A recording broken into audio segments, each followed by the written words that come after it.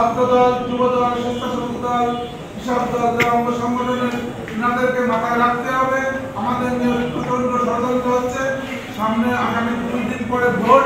এই ভোটে আমাদের জয়যুক্ত হতে হবে। এই ভোটে আমাদের অধিক সিট সংগ্রহ করতে হবে। এটা আমাদের সর্বপ্রথম মাথায় রাখতে হবে।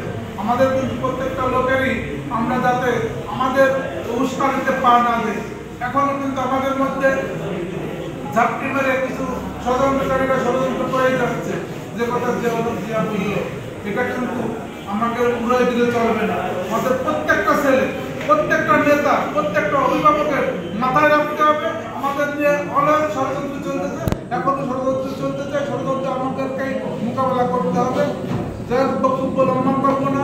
এখানে আমি এই ছাত্রদল থেকে, যুবদল থেকে এটা আশাবাদ ব্যক্ত করি এবং সবার সুস্বাস্থ্য এবং দীর্ঘায়ু কামনা করে এখানে দুটো কথা